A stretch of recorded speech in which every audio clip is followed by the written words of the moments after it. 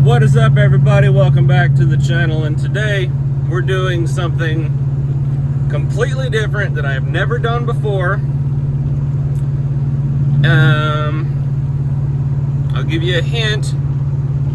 I don't know if you can see it. You can't see it, never mind. Anyway, we got the trailer behind us, and it's something new that I've never done before. It involves the trailer. See if you can figure it out. You'll see when I get there what we're doing. Right now, I'll leave it as Joe Biden moment. I apologize for that. Right now, I'll leave it as a surprise. Yeah, that's what I was trying to say. So, it'll be fun. Don't worry. I'll see y'all when I get there. All right, everybody, we have arrived at the location, and you can probably figure out what we're doing today. I'm a little tired, so my voice is a little messed up, but I'll give you a quick walk around here, just real quick, because I gotta get the tires aired up and everything. So, yeah. 1976 C10 Custom Deluxe. This is what we got here.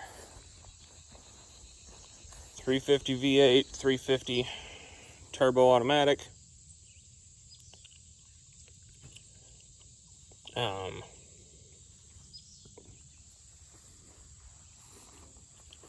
Yeah. I mean, it's got some rust, but overall, not awful. So, yeah. It'll be cool. It'll be cool. So, I'm gonna get tires airing up here and see what we can do. Alright, as you can tell, I'm sweaty and kind of tired. But we have one 1976 Chevy C10 loaded up on the trailer. And I apologize for not getting any video footage of us loading it onto the trailer. It was just kind of an ordeal. The passenger rear brake was stuck, but I was able to break the pins that hold the brake shoes onto the backing plate. I was able to break the end of the pin off so that the brake shoes would come off, and then I was able to pry the drum off with a tire iron to get the back brakes unstuck, basically. So I can put it back together and it'll probably work now. Thank God they weren't stuck badly, but it worked. So we were able to roll it up onto the trailer, and we ended up actually using a ratchet strap and a come along to get it onto the trailer because the winch we brought along decided to not work. So that was fun, but we got the truck. I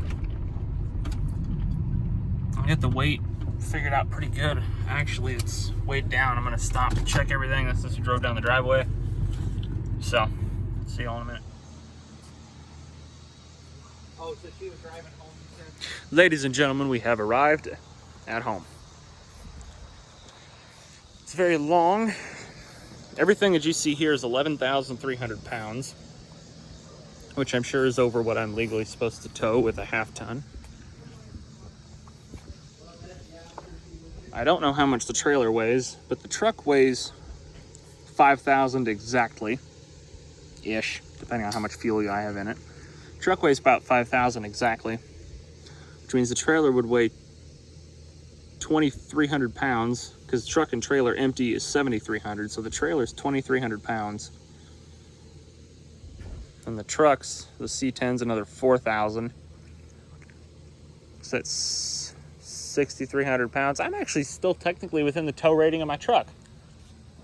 Actually, technically. So yeah, is home. That tire is holding air. This tire is holding air good enough, as long as I leave that rock there to push the valve stem to the right spot. That was the one that had the brake drum stuck, so that doesn't have a brake drum on it. This tire's holding air, didn't have any issues with this one. This tire is the spare tire that was under the truck that I had the most faith in. And as you can see, I was wrong. I had the least faith in the back passenger tire that's holding air. I had the most faith in this one because it looks great. No, until you push on her, I guess. Then it does that. I don't even know where the hole is, but I'm guessing somewhere related to this. No, there, that helps. Instead of looking at the trailer, I'm guessing it's somewhere related to this. There's where the hole is. Yeah, rust. The plan here is I'm probably just going to get an entirely new driver's fender, just because, you know, it's rusted in enough places where it'll be difficult to patch. The hood, I might try to patch the hood, and then if it doesn't work, buy a new hood. But I think I'm going to try to patch the hood first because it's just this front lip here. And actually, I got a friend that's really in, one of my friends is really into C10s. So I might see if he has a hood I could buy off of him, if he's got one that doesn't have rust. You know, overall, it's pretty straight. Actually, like there's a wrinkle here where it got ran up next to a mailbox or something, but the doors are pretty straight. The fenders are straight. It's got some dents here, but again, I'm not gonna worry about that because the driver's fender will get replaced before I patch it.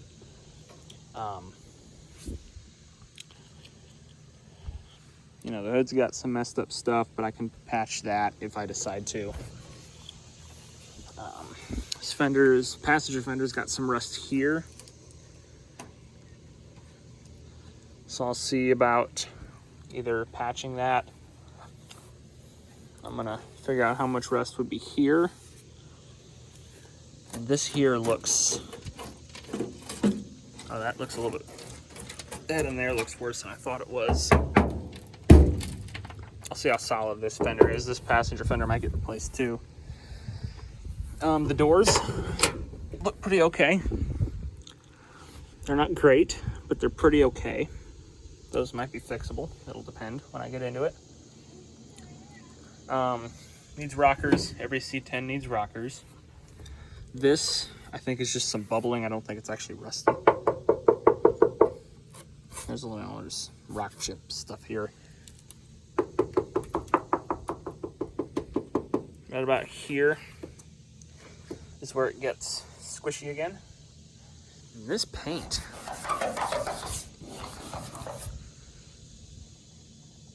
see that? That's still got some shine left in it. This might be buffable.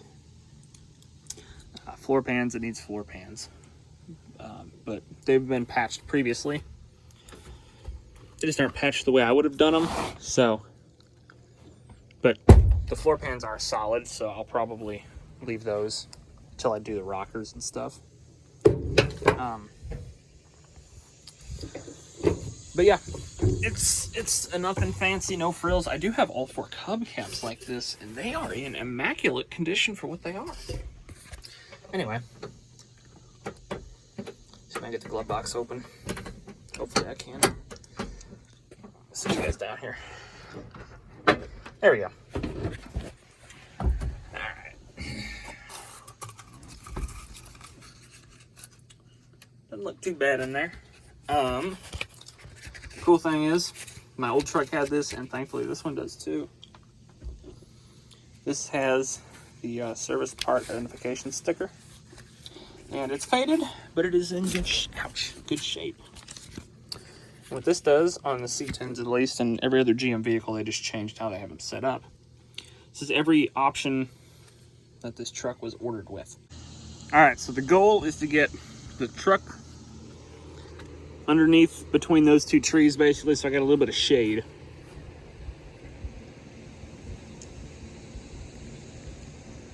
Could get interesting, and it might not. Who knows?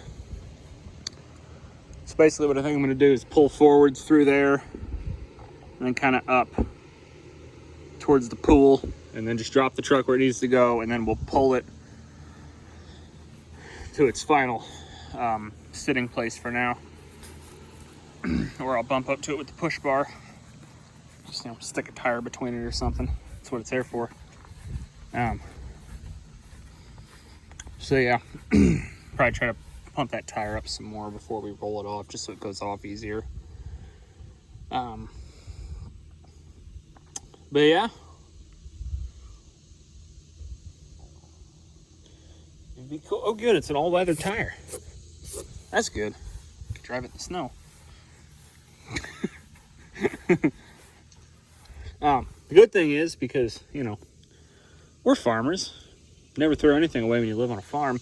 I still have 4 bald tires off of my green truck that are 235 75 R15s. This truck's a 235 75 R15. So I'm going to put the 4 bald Goodyears on this truck because they hold air, and that's all that I really need right now. And after that one's running and driving, I will, after this runs and drives, I'll get correct tires, or not correct, but, you know, new tires for it. But like here, the inner fender on this side's pretty okay. Most of this is just, you know, clean it up and paint it. I'm probably gonna get a, you know, handheld sandblaster for most of this, just because it'll go a little bit faster. But yeah, it'd be cool. I'll probably pressure wash it when I'm done too, so I can get an idea of what everything looks like a little bit better. So yeah, still got coolant in it. It holds oil, it holds transmission fluids, so that's all a plus. So let's get this moved then and get it unloaded so I can start doing something with it. All right, everybody. So what we're doing now, I put the battery charger on the battery that was in the truck, and it won't go over like 7.5 volts. Even when I put it on, I know you're not supposed to do this, but I put the battery charger on the 200 amp emergency start for about 5 minutes. And with the charger on there, it'll go to 13 volts. But with the battery charger off of it, it just won't go over, like, or with the battery charger off of it, it immediately drops down to 7 volts. So that battery's just, it's bad, it's not savable. And I figured that the date code on it is 2015. So I figured it wasn't savable, but I just figured I would try instead of driving all the way to Waterloo to get a battery, because the ones at O'Reilly's in Redbud are expensive. I really don't want to spend that much on a battery. So that's what we're doing now. We're in the Mazda headed to Rural King to get a battery. So I pressure washed part of the truck just to see how much cleaner it came while I was waiting on the battery to charge, and it came pretty clean. So I'll show you guys what I did and what it looks like, and I'll show you me washing it the rest of the way when I get around to washing the rest of it. And when I actually start trying to get it running, I'll definitely video that. But right now I've just been kind of piddling around with it, you know. And with the battery charger on it, I can turn the key on, and, you know, the blower motor works and everything like that. You know, the seatbelt buzzer comes on, the blinkers and stuff, just kind of playing around, seeing what all works on it out of curiosity. But I know I don't have my seatbelt on. I am sorry, car. Anyway. God, I'm filthy. It's so hot outside today. Oh my God, it's like 85 or 90, but the humidity is just unbearable. It's like 4,000% humidity. It's just awful. So yeah, that's what we're doing. Because I'd really like to see if I can maybe even get it to run off starting fluid tonight. That'd be kind of nice. It spins. I grabbed the fan and put tension on the alternator belt and spun the fan, and the crank pulley moves, so the engine's not locked solid. Like I said, I can't figure out if the starter works, because it's weird, because even with the battery charger on the 200 amp start, it still won't crank. Like, I don't even get a click from the solenoid. I got voltage everywhere, so I'm not sure if the starter's messed up or if something's just weird, so. Whew. So, yeah, I'm gonna go get a battery. That way I know I have proper stuff, and then we'll figure out if there's something weird going on with the whatever. All right, ladies and gents, we are back at home. Got the brand new battery in the truck. Move the fan. I got it on the battery charger just so I don't destroy a brand new battery quickly. And see what she'll do. Let me hit the key and make sure it rolls over.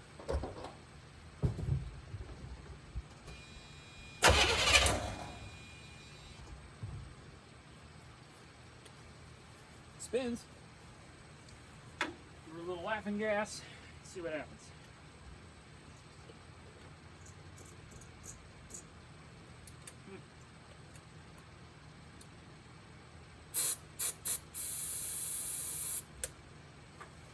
Sure, that's about right, probably. Who knows? Get that out of the way. Alright. Checked oil, checked transmission fluid, checked the coolant already. That stuff's all good.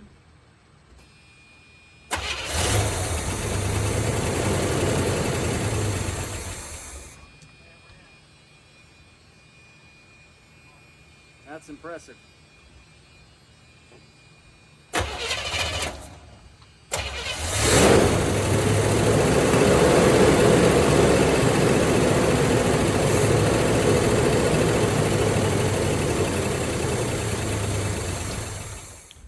Got the tools, I got the socket set. I'm gonna pop the valve covers. See what it looks like inside. And I'm missing my 1/2 inch socket. Which on old American cars is the equivalent to the modern 10mm. I gotta go find our extension. Another kind of cool fact about this truck, because of its weight rating being a Big 10 heavy half truck, it was exempt from emissions in '76. So this truck doesn't have catalytic converters factory because the government did not mandate them for vehicles over, and I don't know what the weight rating is, but bottom line, the government did not mandate catalytic converters for vehicles that could tow this much weight. I don't understand why, I'll be honest. Don't understand how that made any difference at all. But it did, I guess. And so they don't. And as far as I can tell so far, this engine is 100% stock. And I think these were rated at like 160 horsepower or something. So, yeah. But I think from what I found out, this truck has either 355 or 373 gears, depending on how it was ordered. So that's kind of cool. Gotta go to a different extension. Alright, now we can get to this boy.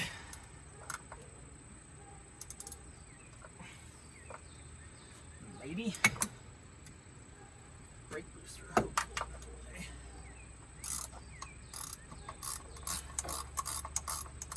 Oh yeah, this has power brakes and power steering, so that's kind of nice.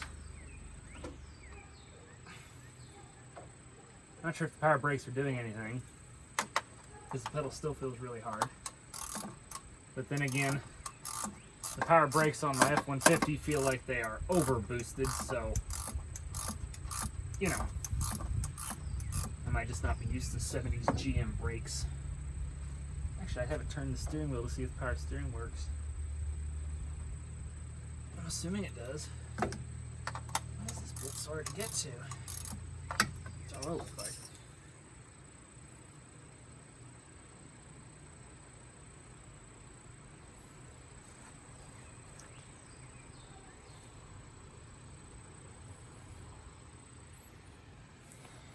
looks perfectly fine.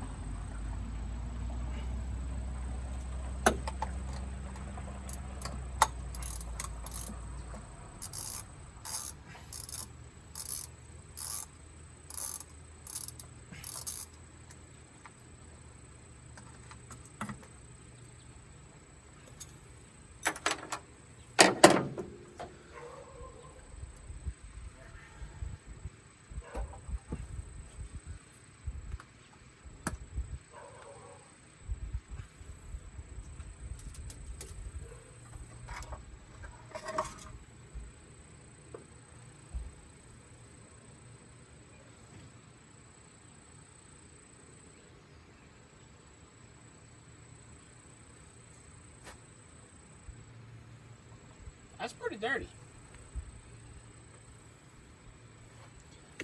Look at that. That's pretty dirty in there. Oh well.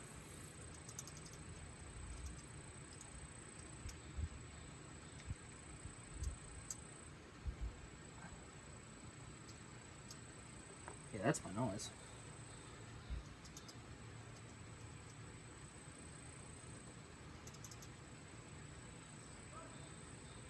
I bet you that's my noise.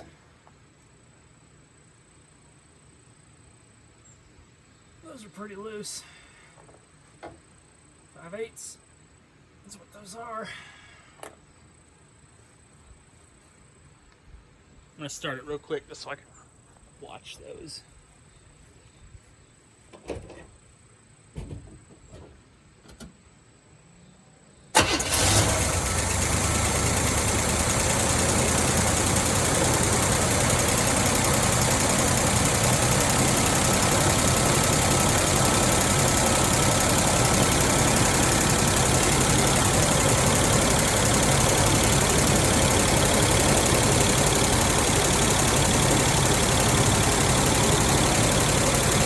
Alright, so I've got some questions here. You see that lifter, how much it's moving, and then you see that lifter, how much it's moving.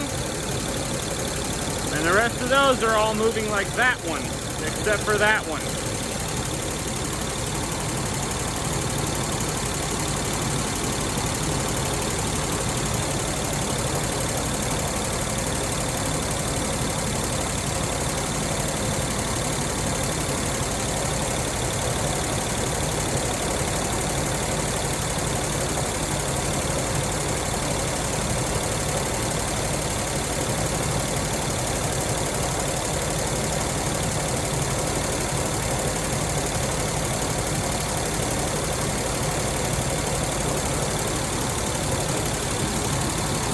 Alright, so the other thing is that first lifter there, it's the push rod's not spinning.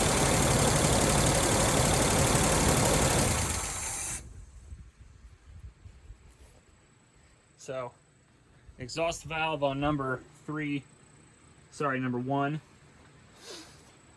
Exhaust valve on number 1, that push rod is not spinning. And on a flat tappet cam, that push rod really, really needs to be spinning or it's going to grind down a cam lobe. So I'm not going to keep running it. I'm going to adjust the valves, so I'm going to have to stop the video to look up online what the sequence is, because I know it, but I don't remember it off the top of my head. Because you got to have cylinder 1 either, you got to have cylinder 1 like at TDC on the exhaust stroke or something like that. I don't remember what the sequence is, so I'm going to stop the video and Google it so I can get the valves adjusted and hopefully get rid of that clatter. And then we'll try to figure out what we're doing with the push rod not spinning, and I'll pull the other valve cover and make sure all those are okay as well.